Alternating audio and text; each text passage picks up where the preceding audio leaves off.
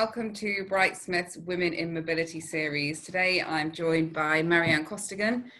She works in business development for Pivot Power, who are now a recent acquisition into the EDF Renewables group.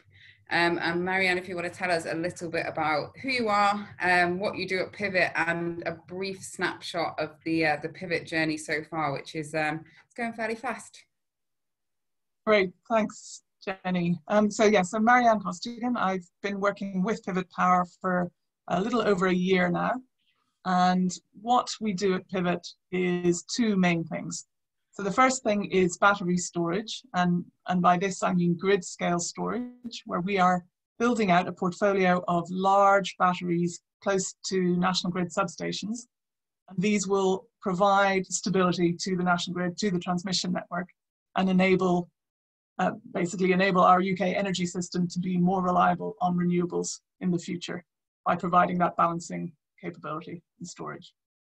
The second thing we're doing is that because we have that connection to the transmission network, and because we have a mission to accelerate the transition to clean electric transport in the UK, we are going to, at each of those locations, we are building a private wire network that will deliver high voltage capacity to electric vehicle charging locations.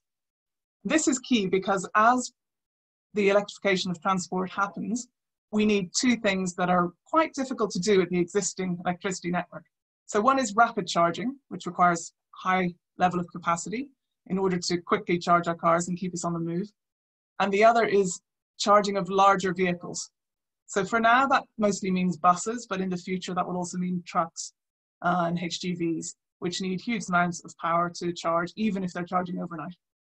So this ability of Pivot Power to bypass the distribution network and take power directly from the transmission network to where the charging is happening will allow both the public and fleets to get the charging infrastructure they need in place. And what I'm doing within Pivot Power is working on finding customers for those private wire networks and helping them understand the benefits of Pivot Power for their particular needs. Brilliant. And I think, well, we were just chatting before we started this, you've gone from launching through to acquisition in under 2 years. Oh, apologies for the mind noise. Do you want to tell us a bit about how you got into mobility and the Pivot journey so far? Sure. So the Pivot journey since I joined, we had gone out for funding because to build these massive batteries obviously takes quite a lot of investment. And in the course of that search for an investment partner, it became obvious that EDF Renewables had the potential to be a great partner. And in fact, from their perspective, that Pivot Power had the potential to be a great new addition to their business. So EDF Renewables does onshore and offshore wind. It does solar, and it had already started doing a little bit of battery storage. We are now the storage element of that kind of portfolio of clean energy options within the EDF Renewables world. Going back to the focus of today's series, Women in Mobility, why is it, do you think, we need more female voices? And I think Pivot does this well, but across the industry as a whole, what difference do you think that could make? Yeah, I mean, definitely I believe strongly that all industries need diversity of representation, and not just in terms of men and women, but across the board.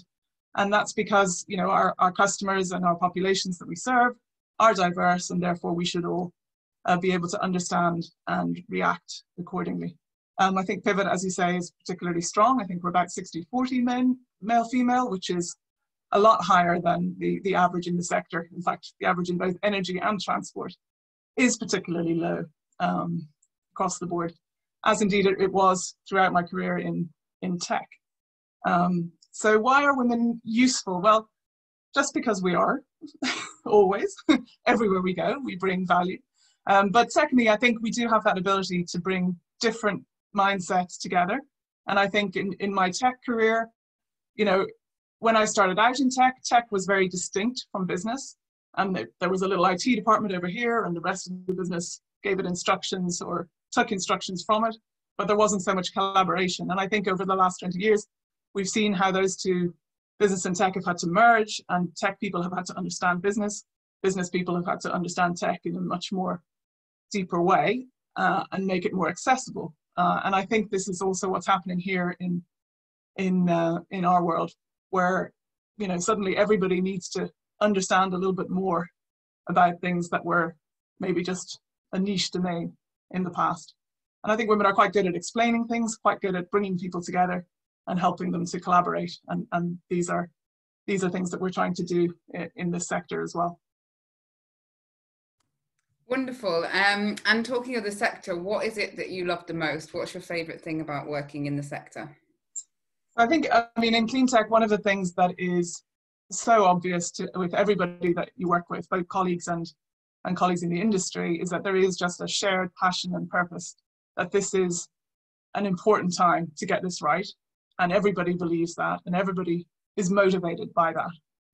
It's urgent. It's not a sense of panic, but there is a sense of urgency around, we only have a certain amount of time left to stop this planet from, really not being what it could be. And I think everyone shares that passion and that purpose, and it is motivated by it, and that's really nice to be around. What's the exciting opportunities that lie ahead? What's coming up for you and for Pivot?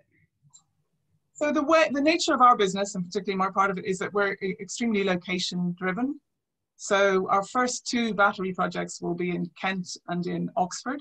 Mm-hmm. And the Oxford project is a particularly sort of flagship project for my side of the business. We're developing a private wire network. We're serving the Oxford Council Park and Ride location. We're also serving the council's fleet depot. And there are tentative plans to work with the city's bus operators as well.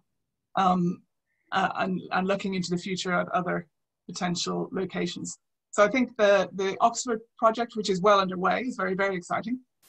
Also on my radar at the moment are 2 projects in the Midlands, and that will be in Coventry and in Birmingham. And for those locations, we're at the point of trying to figure out, what the network will look like, where we'll go, and who we can serve. And it's really exciting to be in those discussions and to see the ambitions grow, and also to see the ambitions begin to crystallize around a plan.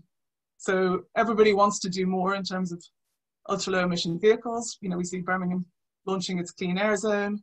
Coventry has huge ambitions around a multimodal super hub for electric vehicles of all kinds. Mm-hmm. And seeing these as they emerge and then helping deliver them, which we hope to do over the next couple of years, is really exciting and really nice to be part of. And the final question is advice to the next generation. And for people looking to go into clean tech or into mobility, what advice would you give them? I think one of the things here is that the next generation is so much more interested in all of this than maybe my generation was at their age. So I'm sure there are lots of young people today considering a move into clean tech. And I would say, go for it, jump in.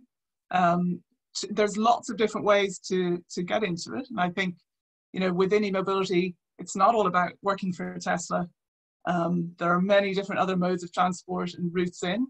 I think one of the things from my career I learned is that starting out in a consultancy was a really helpful route for me and gave me a great insight. And I think there are several very strong transport consultancies out there that are, and energy as well, that are interesting places to begin your career potentially. But whatever it is, jump in, have a go, and be confident that just because you're new and just because it's new to you doesn't mean that you're not able to become an expert quickly. It is a new and changing industry, and it needs new experts as well. Brilliant. Well, great advice. And I couldn't agree more. Jump in, ask for help, and become a part of the solution that we're all working towards. Well, thank you very much for being a part of the series today. It was a pleasure talking to you, and also just fascinating to see what Pivot has done in such a short space of time, and that you've got so many great plans coming up. So thank you. Thanks, Jenny. Lovely to talk to you. Take care. Bye-bye.